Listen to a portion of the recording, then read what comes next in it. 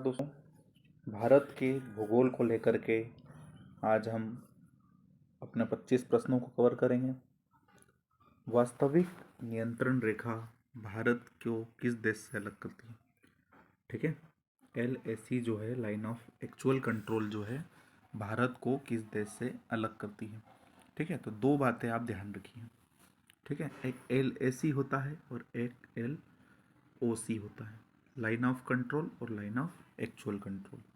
ठीक है, तो LAC जो है वह चीन से बाउंड्री को अलग करती है और LOC जो है यह पाकिस्तान से बाउंड्री को अलग करती है। ठीक है, आप इसको कैसे याद रखेंगे? तो आप ऐसे भी याद रख सकते हैं कि A के बाद C है, मतलब A के साथ चाइना है, और O के बाद P आता है O के बाद P आता है, तो O का क्या है? पाकिस्तान से संबंध है। ठीक है, तो लाइन ऑफ एक्चुअल कंट्रोल जो है वह चाइना से बाउंड्री बनाती है और लाइन ऑफ कंट्रोल LOC जो है यह पाकिस्तान के साथ बाउंड्री को शेयर करती है।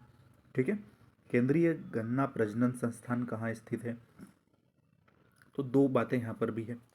एक केंद्रीय गन्ना प्रजनन संस्थान जो कोयम्बटूर में है, ठीक है, कोयम्बटूर तमिलनाडु में है, और एक केंद्रीय गन्ना अनुसंधान केंद्र जो लखनऊ में है। ठीक है, तो आपसे प्रजनन संस्थान पूछा है तो यह कोयम्बटूर में होगा, मतलब इनमें से कोई नहीं। अगर आपसे गन्ना अनुसंधान केंद्र पूछा होता तो इसका उत्तर लखनऊ होता। ठीक है, 53 कथन और कारण दिए गए हैं। प्रायद्वीपीय भारत में सिंचाई का एक प्रमुख साधन तालाब है, तो ये बात तो सही है, क्योंकि प्रायद्वीपीय भारत में कठोर संरचना के होने की वजह से नहरों का विकास नहीं हो पाया है, इसलिए यहाँ पर तालाब जो है सिंचाई का प्रमुख साधन है। ठीक है, हम दक्षिण पूर्वी मध्य प्रदेश में भी अगर हम देखें तो तालाब यहाँ की सिंचाई का प्रमुख साधन है, बालाघाट छिंदवाड़ा वाला एरिया। ठीक है, तो कथन तो सही है। प्रायद्वीपीय भारत में नहरों का विकास कम हुआ है, तो ये बात भी आपकी सही है। ठीक है, क्योंकि नहरों का विकास कम हुआ है इसलिए तालाब सिंचाई का प्रमुख स्रोत है, तो दोनों कथन सही हैं और RA की सही व्याख्या भी करता है। ठीक है, पेट्रो रसायन उद्योग के अंतर्गत किसका निर्माण नहीं किया जाता है? तो पेट्रो रसायन उद्योग के अंतर्गत डीजल का जो है निर्माण नहीं किया जाता।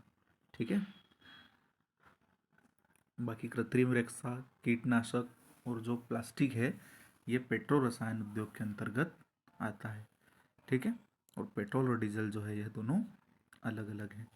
ठीक है, निम्नलिखित में से कौन सी जनजाति भारत में वर्ष में एक बार 1 माह तक फलदार वृक्षों का रोपण करती है? ठीक है, तो ऐसी कौन सी जनजाति है जो 1 माह तक वर्ष में फलदार वृक्षों का रोपण करती है? तो गोंड और कोरकू जनजातियां ऐसी है जो वर्ष में एक बार 1 माह तक फलदार वृक्षों का रोपण करती है। ठीक है, जैसे जाम हो गया, पपीता हो गया, ऐसे फलदार वृक्ष जो बागानी कृषि के अंतर्गत आते हैं वो गोंड और कोरकू जनजाति करती है। ठीक है, कौन सा विकल्प कृषि से संबंधित नहीं है? ठीक है, तो कृषि से संबंधित विकल्प कौन सा नहीं है? हरित क्रांति तो कृषि से है। ठीक है, कृष्ण क्रांति ये जो है पेट्रोल से संबंधित है, पेट्रोल डीजल उत्पादन से। श्वेत क्रांति दूध उत्पादन, तो ये भी कृषि का ही एक साधन हो गया। पीली क्रांति दलहन से है, तो यह भी कृषि से ही संबंधित हो गया। तो कृष्ण क्रांति जो है यह पेट्रोलियम उत्पादों से संबंधित है, इसलिए ये जो है आपकी कृषि से संबंधित नहीं है। ठीक है, कृषि बोर्ड और इसके मुख्यालयों के बारे में आपको जोड़ी बनाना है। ठीक है ना, तो जो आपका कॉफ़ी बोर्ड है ये कहाँ है? तो कॉफ़ी बोर्ड बेंगलुरु में है। ठीक है, रबर बोर्ड जो है यह आपका कोट्टायम में है। चाय बोर्ड कोलकाता में है और मसाला बोर्ड जो है यह कोच्चि में है। ठीक है, अब अगर आपको इसमें से जोड़ी में आपको ये फ़ायदा होता है कि आपको चारों बातें न पता हो, अगर एक दो बातें भी पता हो और आपको जोड़ी में ऑप्शन मिल जाए तो ये आपके लिए लगाना बहुत सरल होता है। जैसे चाय बोर्ड कोलकाता बहुत लोगों को पता है, तो C का 2 1 में ही दे रहा है, D ऑप्शन में ही C का 2 है। ठीक है, तो आपका D यहाँ से सही हो जाएगा। आप अगर नहीं भी अन्य 3 बातों को जान रहे होंगे तो भी आप इसको लगा सकते हैं। ठीक है। 58, भारत में बुलेट ट्रेन किन शहरों के बीच में चलाई जाएगी? तो ये काफ़ी चर्चा में रही जापानी तकनीक पर आधारित बुलेट ट्रेन मुंबई से अहमदाबाद के बीच में चलाई जाने की परियोजना थी। ठीक है। तो 58 क्वेश्चन का आंसर जो आपका होगा वह मुंबई अहमदाबाद। नागार्जुन सागर बांध कहाँ पर है? तो नागार्जुन सागर बांध जो है वह कृष्णा नदी पर है। ठीक है। भारत में पश्चिम तट की तुलना में पूर्वी घाट में धान का उत्पादन अधिक होता है।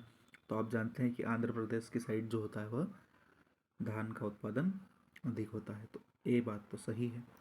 पूर्वी तट पर पश्चिमी तट की तुलना में अधिक वर्षा होती है। तो ये बात गलत है, क्योंकि दक्षिण पश्चिम मानसून से सबसे पहले वर्षा पश्चिमी तट पर ही होती है। ठीक है। और पूर्वी तट पर लौटते हुए मानसून से वर्षा होती है, इसलिए यहाँ पर कम वर्षा होती है ना। तो आर जो है गलत है। तो ए सही है और आर गलत है। ठीक है। सी आपका यहाँ पर आंसर हो जाएगा।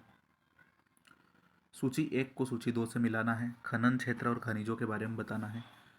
तो रामगिरी, गिरिडीह, खोदरीबा और सीमोगा, तो ये जो छोटा नागपुर के पठार पर खनिज संसाधन है वो आपको बताना है। ठीक है। तो जो आपका राजगिरी है वह सोने के उत्पादन के लिए प्रसिद्ध है। गिरिडीह अभ्रक के लिए प्रसिद्ध है। खोदरीबा जो है वह तांबे के लिए प्रसिद्ध है। और सीमोगा जो है यह मैग्नीज के लिए प्रसिद्ध है। ठीक है। तो 4 3 1 2 जो है ए इसका सही उत्तर होगा। 62, किस खनिज क्षेत्र में खनिज संसाधनों के भंडार तुलनात्मक रूप से अधिक है? ठीक है। तो किस खनिज क्षेत्र में तुलनात्मक रूप से खनिज के भंडार अधिक है? तो दक्षिण पूर्व भारत जो है ये इसका सही उत्तर होगा। ठीक है। साउथ ईस्ट इंडिया वाला जो क्षेत्र है, जिसमें छोटा नागपुर का पठार आता है, दंडकारण्य का पठार आता है, उड़ीसा, छत्तीसगढ़, ये सब चीज़ें जो है आपकी खनिज संसाधन की दृष्टि से समृद्ध क्षेत्र है। ठीक है। लौह अयस्क का सबसे संपन्न भंडार कर्नाटक में पाया जाता है। आपको सत्य कथन बताना है। ठीक है। कौन कौन से सत्य है? तो ये बात तो सही है। लौह अयस्क का सबसे संपन्न भंडार जो है वह कर्नाटक में पाया जाता है। विश्व में लौह अयस्क का चौथा सबसे बड़ा उत्पादक भारत है। ये भी सही। भारत में उड़ीसा लौह अयस्क का सबसे बड़ा उत्पादक है। तो ये भी सही है। तो सभी कथन जो है ये आपके सही हो जाएंगे। ठीक है। निम्नलिखित विकल्पों में से संगमरमर का संबंध किससे है ना? तो संगमरमर का जो संबंध है वो आपका पुनर्रविकृत चूना पत्थर से है।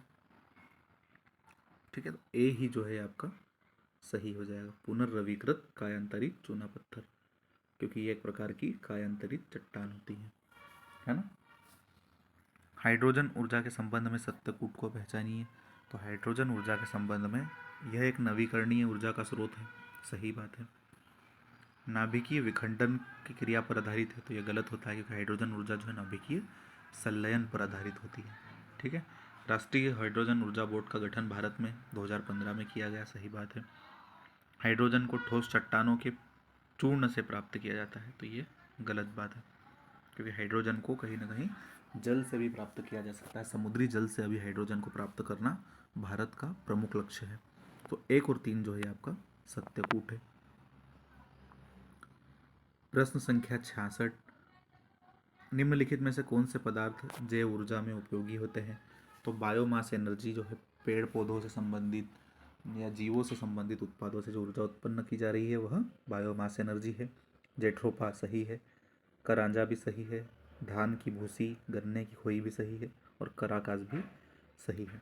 तो 1 2 3 4 5 ये सभी जो स्रोत है यह बायोमास एनर्जी के स्रोत हैं। मालदा गैप के संदर्भ में कौन सा कथन सत्य है? ठीक है। तो मालदा गैप आप जानते हैं कि ये जो है आपकी प्रायद्वीपीय पठार को मेघालय की जो चोटियां हैं, गारो, खासी और जयंतिया की जो पठार है, इससे अलग करती हैं। ठीक है। तो ऐसा ऑप्शन आपको कहाँ दिख रहा है? तो इसके द्वारा छोटा नागपुर का राजमहल पर्वत जो है मेघालय के गारो पर्वत से अलग होता है।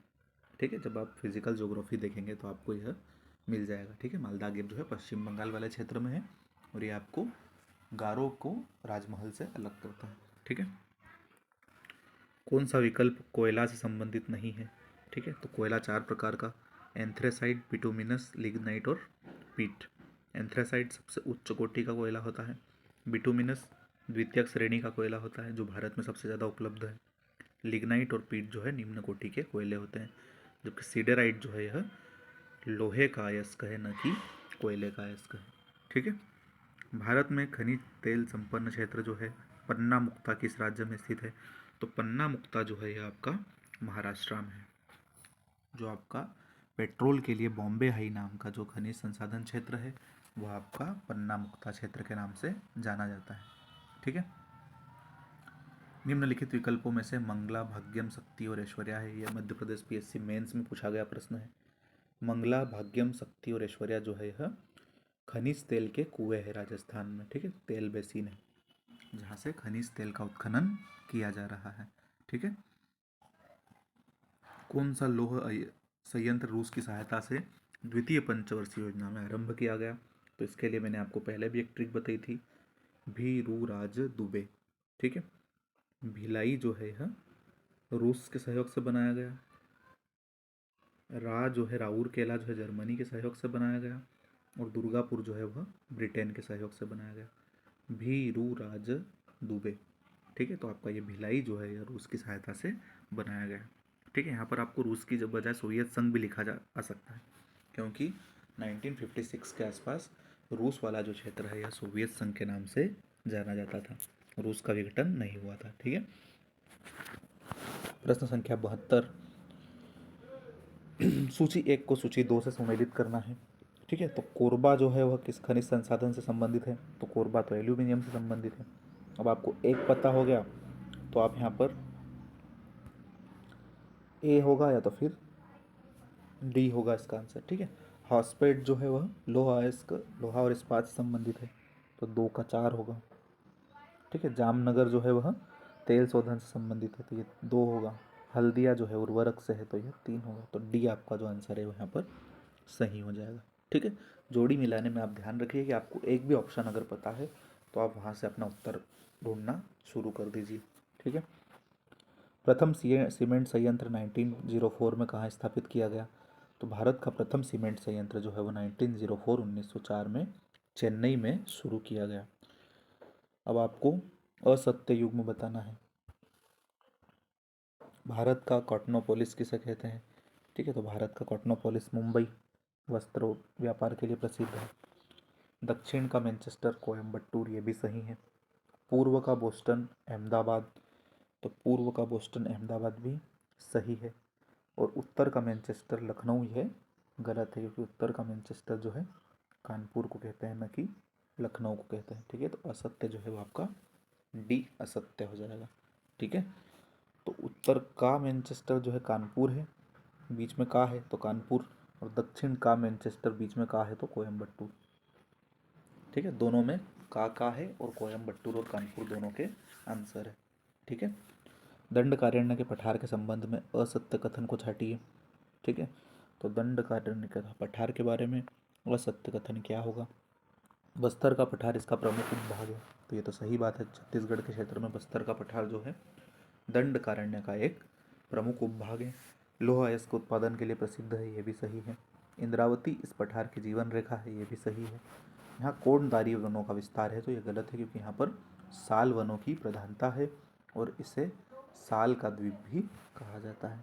ठीक है। तो असत्य कथन जो है आपका डी होगा। ठीक है। Thank you.